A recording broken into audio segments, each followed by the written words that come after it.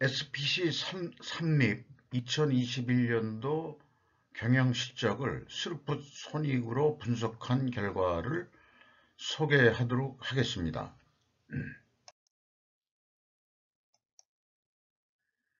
매출은 1조 4천억 원을 달성해서 전년보다 8.2% 증가했고요.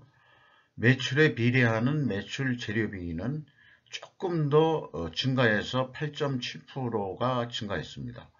그 결과 스루풋은 7.5% 증가했습니다.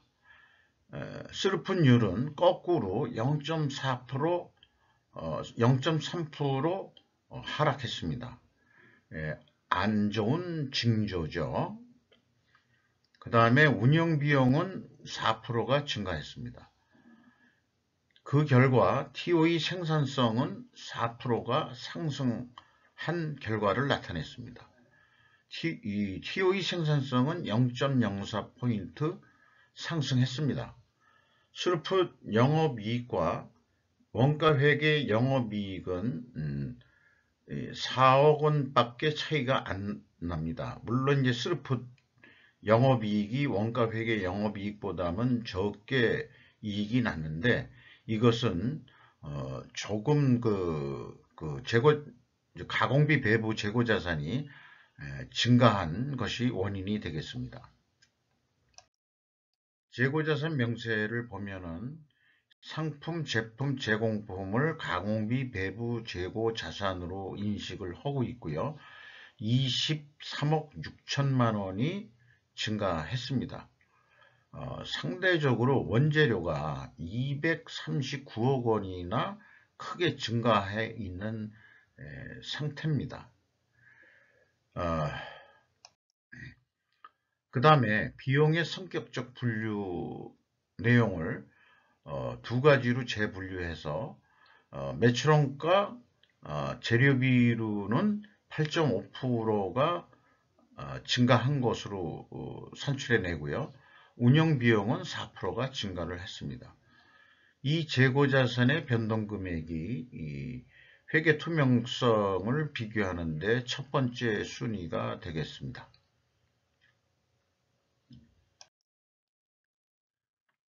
비용 중에서 주요 비용을 보면은 인건비가 2.2% 증가했고요.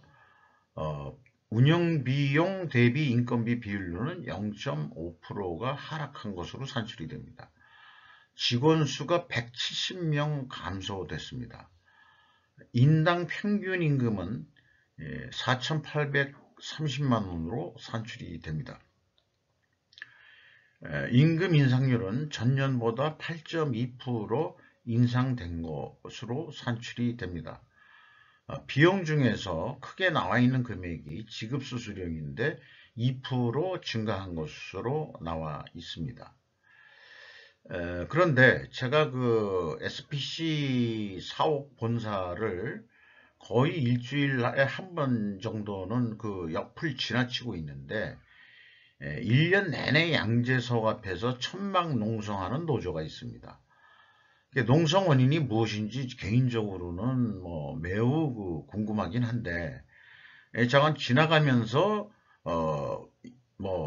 자주 시끄러운 스피커 방송 때문에 소음공해를 현재 유발하고 있는 상태입니다. 물론 그 옆에 이제 그 양재 팔출소라는 것도 있는데요. 이 팔출소라는 곳은 그런 노조 농성하고는 전혀 신경을 안 쓰는 그런 게 이제 그 경찰인 모양입니다. 그리고 여기 그 써 있는 대로 한국의 그 대표적인 식품업체인데 급여 수준으로 보면은 일반 중소기업 수준입니다. 그래서 상대적으로 생각을 해보면 현재 미국에 노조 파업이 있는지 딴 나라하고 비교하고 싶은 생각은 없습니다. 또한 일본도 옆에 있지만 일본은 전통적으로 노조가 그 파업한다는 얘기는 전혀 들은 바가 없죠. 유독 그 한국에서 그 민노총이 강화된 이유가 도대체 뭐 때문에 그렇게 그 강화가 됐는지 지금은 한국노총은 뭐 있는지 없는지 과거 이 좌파 정권한테 한국노총은 보수 정권의 어용노조다 하는 평가를 쭉 받아왔죠. 뭐 그래서 그런 건지 한국에는 민노총만 있는 것으로 그렇게 우리는 요즘 느끼고 있습니다. 한국노총이 뭘 하고 있는지도 저희는 잘 모르겠고요.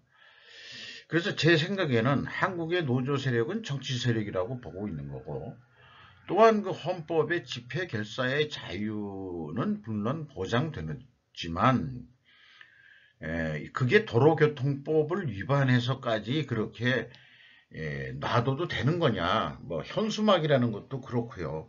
강남역의 삼성 노조가 뭐 이재용이를 뭐 완전 인간 말종으로 표현한 그런 것을 보면서 아주 거꾸로 민노총에 대한 혐오감을 느끼게 되는 뭐 그런 수준입니다. 저는 그런 사람입니다. 그래서 이 발언하고 싶은 거는 노조의 권리만 인정하고 기업의 권리는 존중하지 않았던 문재인 정권이냐, 뭐 이런 질문으로 요 장을 좀 마감하고자 합니다.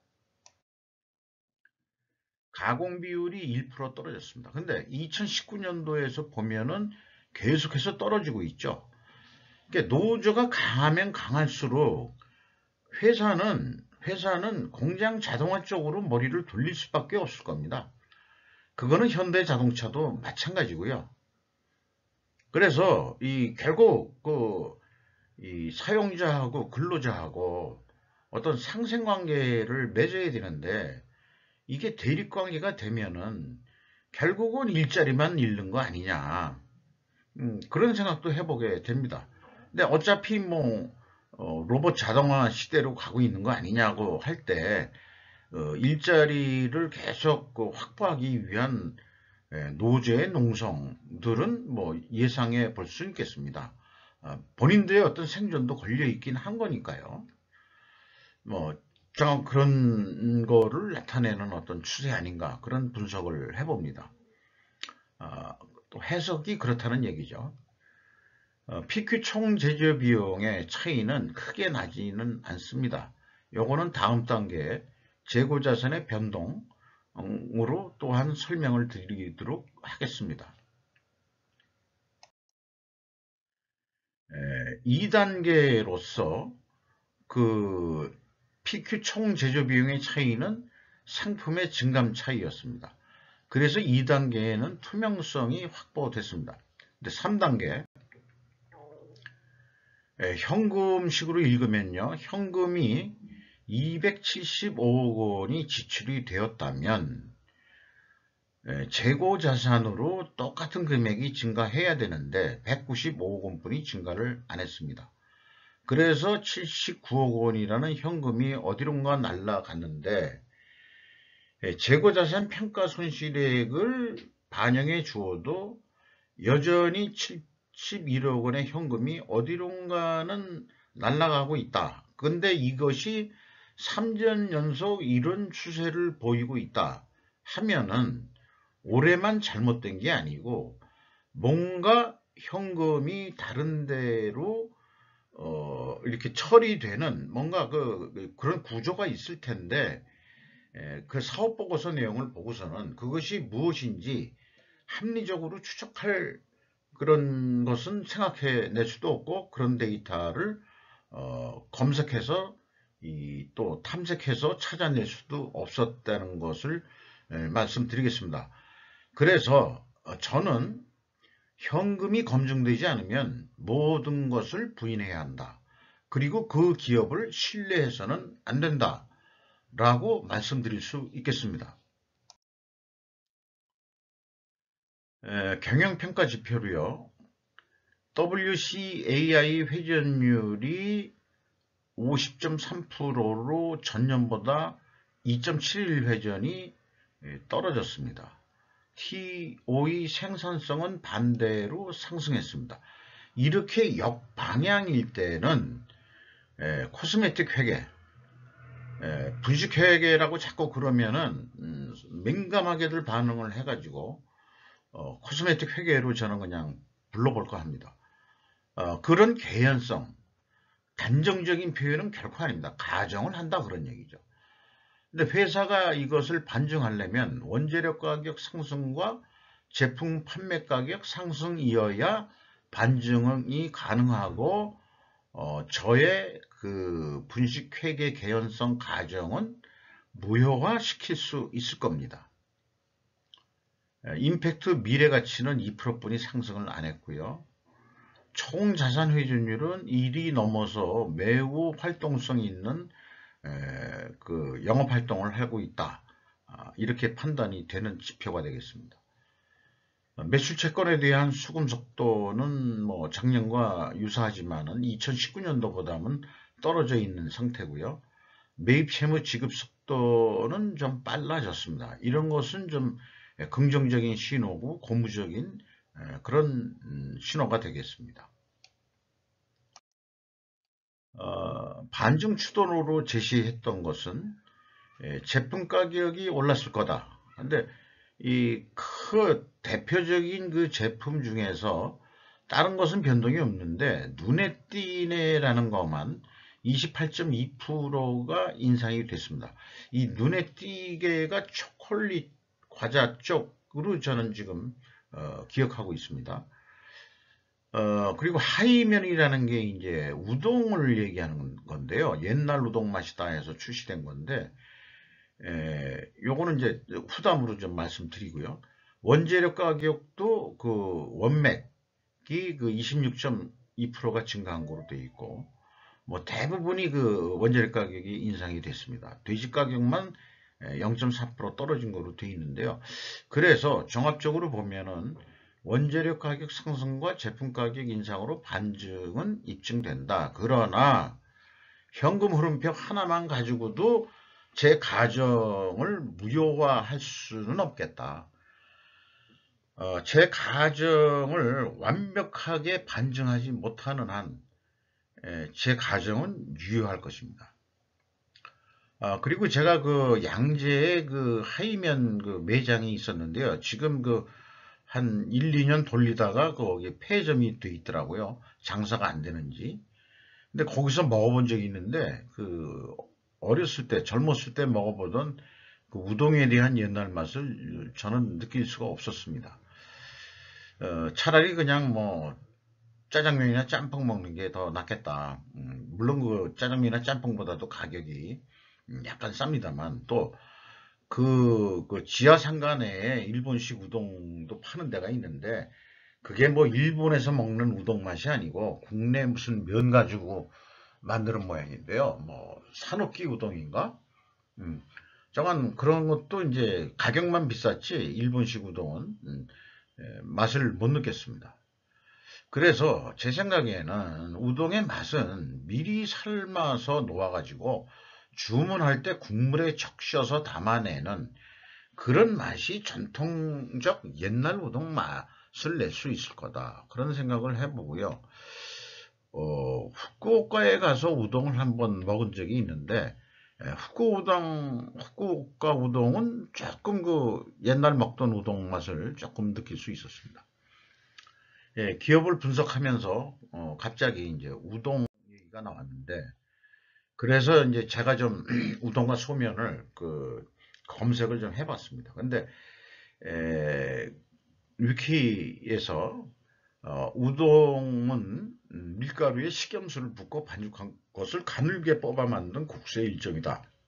이렇게 소개를 하고 있는데 유튜브에 그 일본 이 소면을 그 뽑는 그런 장면의 일부인데요. 일본은 그 반죽을 해서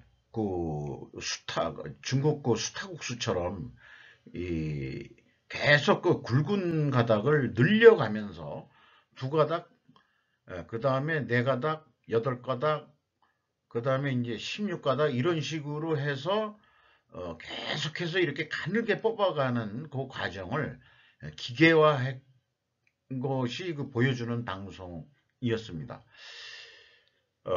그래가지고 결과적으로는 이렇게 참 아담하게 이렇게 1인용이라고 포장을 해가지고 상당히 비싸게 판매되고 있는 거로 되어 있고요.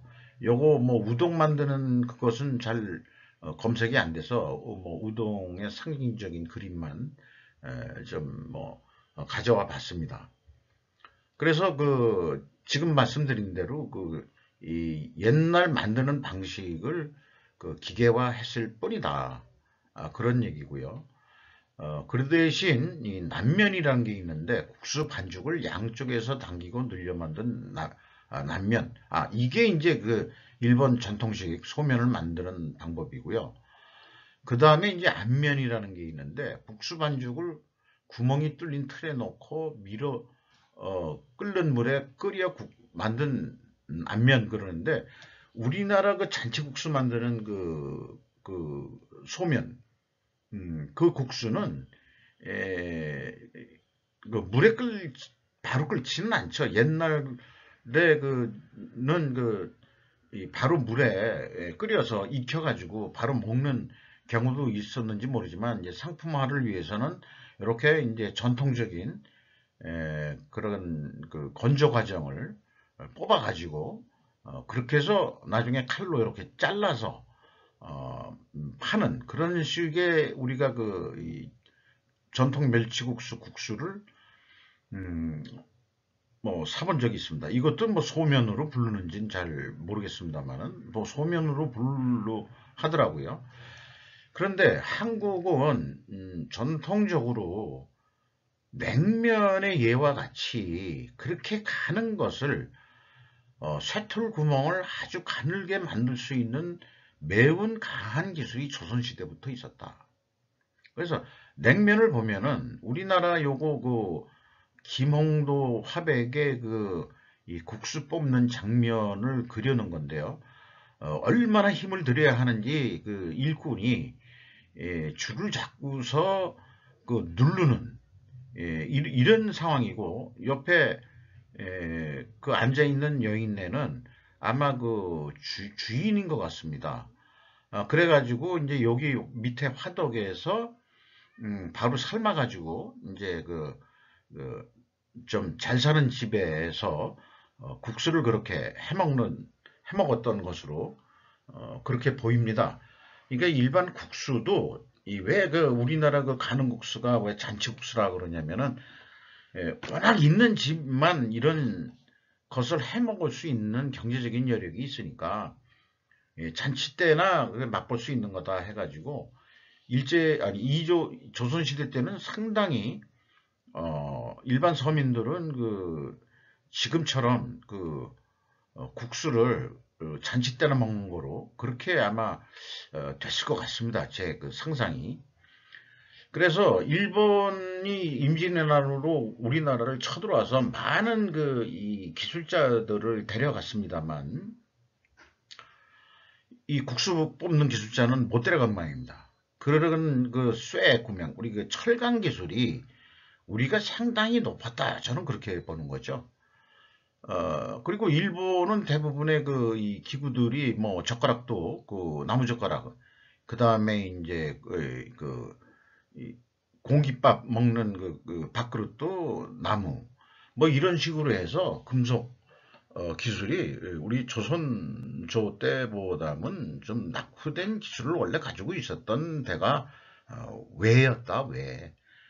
산업 근대화되면서 우리를 좀 앞질러서 우리나라를 식민지까지 삼았던 대일본 제국으로 성장한 거였습니다만은 자관 이 조선 때까지만 해도 국수 하나 만드는 것만 하더라도 우리가 기술적으로는 상위였다라는 것을 굳이 좀 밝히고 싶고 그러네요. 현금 재무제표로 가세요. 세후 현금 순이익이 1609억 원을 로 돈을 벌었습니다. 현금 수익률로는 32%로 전년보다 70.6% 상승했습니다. 채권자한테 182억 원을 갚았습니다. 그래서 이자 부채 레버리지율은 34.2%로 내려갔습니다. 주주잉여 현금은 이익 배당이고요. 최종적으로 178억 원의 현금이 유입되었습니다. 현금이 거의 뭐 바닥이 난 상태로 현재 돼 있고요. 이익잉여금은 727.3%로 전년보다 78.7%가 상승했습니다. 누적 자본 성장률은 7.7배 성장했습니다. 주가는 2020년도 말보다 22,400원이 상승한 현재 94,400원으로 되어 있습니다. 경영성과로 봐서는 뭐 이렇게 그 SPC 삼립 주가가 뭐 오를 이유가 없다고 보는데, 저로서는 좀 잘 모르는 분야니까요. 다만 이제 그 수치적으로 이렇게 계산이 되는 것이다라는 것만 보여드릴 뿐이죠. 장부 가격 대비 230%로 대우를 현재 받고 있습니다.